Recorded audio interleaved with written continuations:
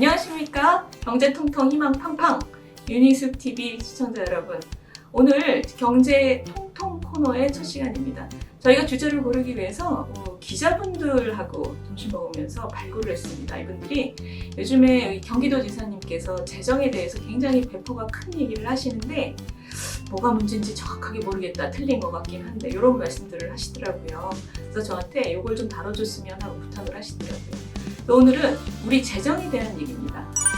오늘 얘기를 제가 간단하게 요약을 해드리면 이렇습니다. 문재인 정부가 이전 정부보다 훨씬 돈을 펑펑 써서 저는 사실은 이거 내일을 생각하지 않는 뭔가 야반도주 정부 아닌가 이런 생각을 했었는데, 그 수준을 뛰어넘는 그 배포가 우리 경기도지사님한테서 요즘에 표현되고 있습니다. 거의 뭐 백주 대낮에 제가 볼 때는 빚잔치 하는 그런 느낌이거든요. 야반도주 할 것 같은 정부하고 빚잔치 그 정신을 가진 이 지자체장하고 논쟁이 붙어 있는 그런 형국입니다.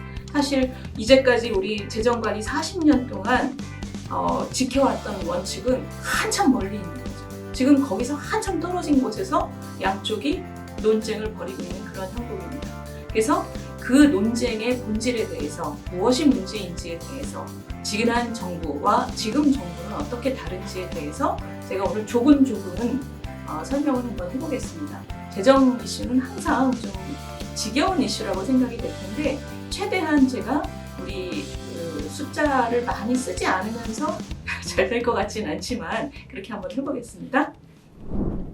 첫 번째 논점은 우리나라 재정 건전성이 정말 그렇게 최고입니까? 걱정할 게 아무것도 없습니까? 이렇게 지금 얘기를 하고 있죠. 정부 여당과 경기도지사님 모두. 여기에 대한 대답은 정말 이 재정학 분야에서는 굉장히 많은 분들이 동의가 돼 있는 부분들을 지금 굉장히 뚱딴지 같은 말을 하고 있는 겁니다. 무슨 얘기냐면, 우리나라가 국가채무 비율이 OECD에서 낮은 거는 사실이지만, 그렇지만 그렇게 다른 나라, 미국이나 일본 같은 나라하고 수평적으로 단순 비교할 수는 없다. 왜냐하면 그런 나라들은 그 통화 자체가 국제적인 결제에 사용되는 기축통화이기 때문에 뭐 환율에 대한 충격을 걱정할 필요도 없고, 재정 지출이 아무리 재정 적자가 많아져도 뭔가 완전 망할 걱정, 다시 말하면 국가 디폴트, 이런 걱정을 안 해도 되는 나라들이라는 거죠. 이런 나라들은 코로나 기간 동안에도 할 수 있는 건 다 한다.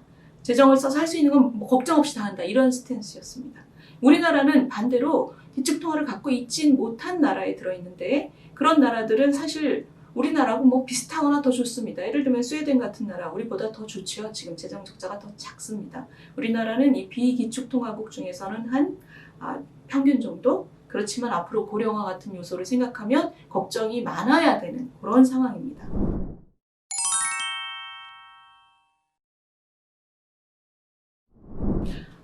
코로나 동안에는 어때야 되느냐?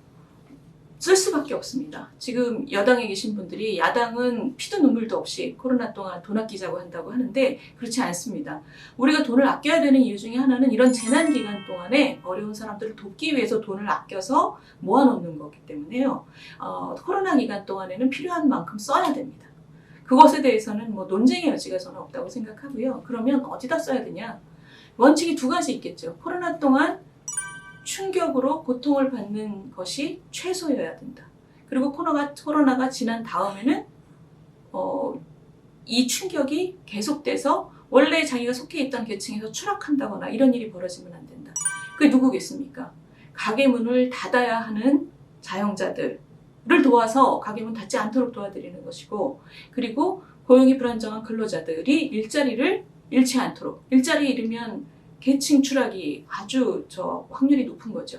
이 두 계층에 대한 지출은 지금 전 세계의 모든 선진국들이 이 두 계층에 대해서는 돈을 아끼지 않으려고 노력하고 있습니다.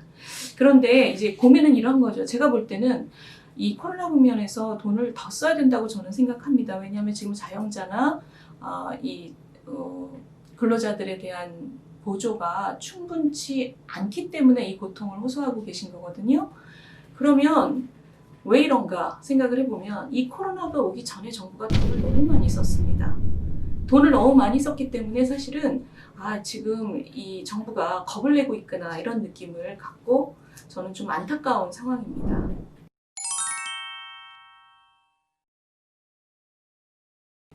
이 정부는 앞선 정부들하고 굉장히 다른데요. 그림을 보시면 지금 잘 볼 수 있는데 재정 적자 규모가 그러니까 재정 적자가 국가 채무가 된 것이죠. 그러니까 국가 채무가 얼마나 빚이 늘었느냐를 보면 문재인 정부는 410조입니다. 이것은 어느 정도냐면 박근혜 정부, 이명박 정부를 다 합친 것보다도 60조가 더 넘습니다. 이게 겁이 날 수밖에 없는 게 정부로서는 그간에 한 4, 50년 동안 우리 재정을 운영해온 결과 나라 꼴을 갖춘 다음에 지금까지 쌓은 빚의 총량이 박근혜 정부까지 36%였습니다. 그런데 그 반 정도를 더 얹어서 문재인 정부가 끝날 때는 이게 한 51%가 되거든요. 이거 어마어마하게 많이 늘어나는 겁니다. 그런데 지금 이걸 보시면 그러면 이렇게 생각하실 수 있어요. 코로나 때문에 어쩔 수 없냐? 어쩔 수 없었던 거 아니냐? 그렇지 않습니다. 코로나가 이미 시작되기 전에 이렇게 팡팡 쓰는 것은 이미 시작되고 있었습니다. 그림을 보시면 경제 성장률의 2배가 넘는 재정 지출 증가율을 3년 연속으로, 이것은 경제 위기 때 말고는 없었던 일입니다. 이런 일이 코로나 이전에 이미 계획이 되고 있었다는 것입니다. 문재인 정부에서는 아무 특별한 일이 없는데도. 그래서 결과적으로 이 다른 정권이랑 얼마나 많이 틀리냐 하면 사실 그림에서 아주 정확하게 드러나는데, 앞선 정부는 노무현 정부까지도, 노무현 정부, 이명박 정부, 박근혜 정부 모두 5년 단위의 계획을 세울 때는 정권 초반에는 좀 적극적으로 쓰다가 그 이후에는 조금 쓴다. 5년마다 계획은 그렇게 약간 밥그릇을 엎어놓은 형태였습니다. 그런데 문재인 정부 보시면 아주 특이한 게 계속 써제끼자 이런 계획을 세웠어요. 일직선으로 쭉 올라가고 있지요. 이것은 굉장히 특이한 정부였습니다. 이렇게 돈을 쓰기 시작했고 쓰는 와중에 코로나가 온 거죠. 그러니 코로나 때문에 써야 되는 많은 돈들이 지금 사실은 제약이 되고 있는 상황입니다.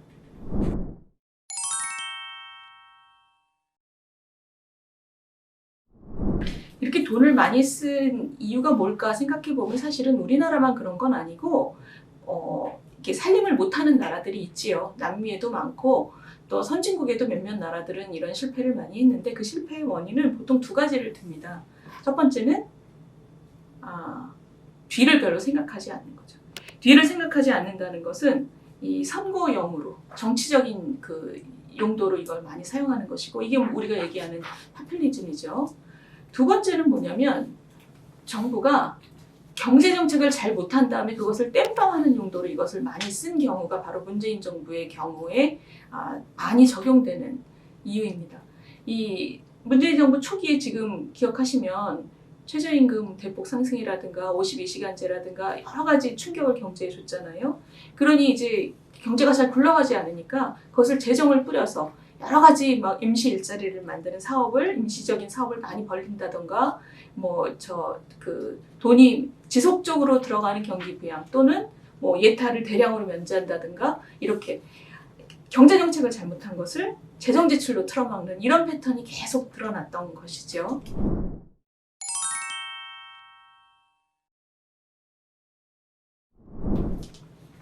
예, 1월 초에 이재명 지사님께서 편지를 돌리신 거 맞고요. 그 편지 내용은 이렇습니다. 첫 번째는 우리나라가 코로나 동안 돈을 너무 안 썼다. 두 번째, 돈을 너무 안 써서 정부가 빚을 안 지니까 가게가 지금 빚을 지고 있다. 그래서 정부 빚이 좀 더 많아져야 된다. 세 번째, 이게 결론인데 본인이 지금 생각하시는 브랜드가 지역화폐니까 확장 재정해야 되는데 지역화폐를 통해서 전 국민에게 재난지원금 뿌리자. 이게 핵심입니다. 그러면 지금 이걸 제가 좀 조근조근 설명을 드리고 싶을 때 이래요. 첫 번째, 우리나라가 코로나 동안 돈을 정말 그렇게 형편없이 조금 썼냐? 그렇지는 않습니다. 제가 아까 좀 더 썼으면 좋겠다고 생각한다고 말씀드렸지만 그럼에도 불구하고 너무 적게 썼다. 이런 비판은 맞지 않습니다. 지금 왜냐하면 얼마나 그 나라가 충격을 먹었냐. 이게 사실 사망자 수로 대비가 되거든요. 근데 미국 같은 경우에 벌써 40만 정도가 죽었습니다. 우리는 1200명 정도, 1250명이 현재 사망자 수니까, 그렇다는 얘기는 뭐냐면 다른 나라들은 우리보다 훨씬 필요가 컸다는 얘기죠. 그런데 미국이 지금 사망자 수가 우리보다 한 300배가 넘는데 그 재정 적자의 크기는 우리보다 한 3.6배 정도? 그러니까 우리도 상당히 많이 썼다는 뜻입니다. 반대로 스웨덴 같은 경우는 우리보다 사망자 수가 한 8배가 넘는데도 8배 정도인데 지금 쓴 돈은 우리하고 재정 적자 비율이 거의 같습니다. 마이너스 4% 정도가 적자니까. 그러니까 우리나라가 지금 열심히 쓰고는 있다. 뭐 형편없이 조금 쓰는 건 아니다. 이 정도로 정리할 수 있고요. 두 번째, 이 우리 지사님의 포인트 중에 하나가 이겁니다. 정부 빚이 많아서 정부 빚이 너무 적어서 가계빚이 많은 거다. 이런 얘기를 요즘에 언론에다가 엄청 하고 계세요.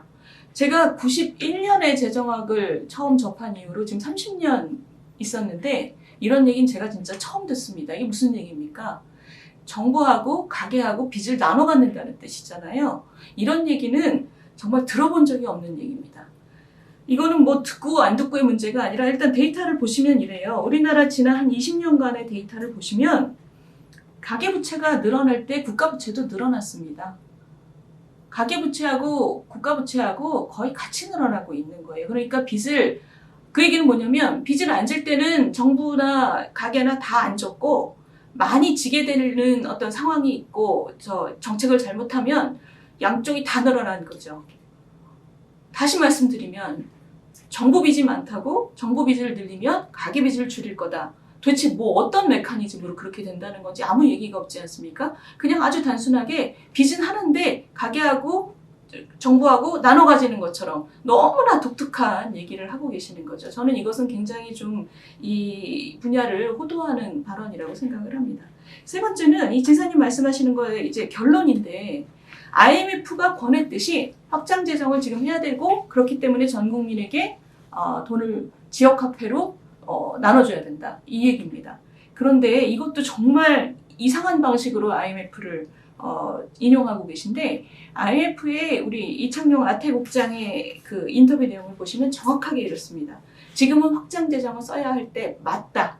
앞으로 고령화다 뭐다 해서 한국은 굉장히 어렵지만 그렇기 때문에 앞으로는 건전하게 가야 되지만 적어도 코로나 동안에는 확장 재정을 지금 써야 되는 건 맞는데 그렇기 때문에 더더욱 잘 써야 되고 잘 쓴다는 것은 3T, T라는 것은 타겟이 분명한 방식으로 써야 된다. 타겟이 분명하게 써야 된다는 얘기는 이 IMF 아태국장의 말씀은 재난지원금 같은 거 전 국민한테 뿌리면 안 된다라고 명확하게 말씀을 하고 계세요. 그럼 이재명 지사님은 지금 어떤 말씀을 하고 계신 거냐면 IMF가 얘기하는 확장 재정이라는 말을 가져오시는데 그것을 본인의 본인의 이해관계라고 하면 뭐하지만 본인의 주장에 맞도록 이렇게 비틀어서 가져와서 사용하고 계신 거죠. IMF에서 얘기하는 확장 재정은 전 국민에게 뿌리라는 얘기가 아닙니다. 명시적으로 그러지 말자는 얘기까지 들어있습니다. 사실 코로나 국면에서 돈을 어떻게 써야 되느냐는 충분히 쓰되 잘 써야 된다로 요약이 가능합니다. 그러니까 IMF에서 얘기하는 3T, 그러니까 타겟이 분명해야 되고 일시적이어야 되고 투명해야 된다. 이런 원칙이 아주 보편적인 원칙입니다. 이런 위기 시에는. 근데 지금 우리나라의 담론은 그런 그 보편적인 원칙을 아주 무시하고 거의 뭐 이때까지 야반 도주식으로 지출을 하다가 지금 막 겁을 내는 정부. 그리고 아예 배포 있게 그냥 빚잔치 하듯이 쓰자라고 전 국민에게 뿌리자라고 얘기하는 그 두 입장이 대립하고 있는데 사실 그 두 입장 모두 좀 치워버리고 제대로 된 그 논의가 좀 시작이 돼야 될 필요가 있습니다. 고통받는 사람들의 고통을 최소로 하고 이 위기가 지나간 다음에 그 사람들의 삶을 원상복귀시킬 수 있도록 지금 충분히 돕는 그런 지출을 집중적이고 효과적으로 하자. 이렇게 요약 가능합니다.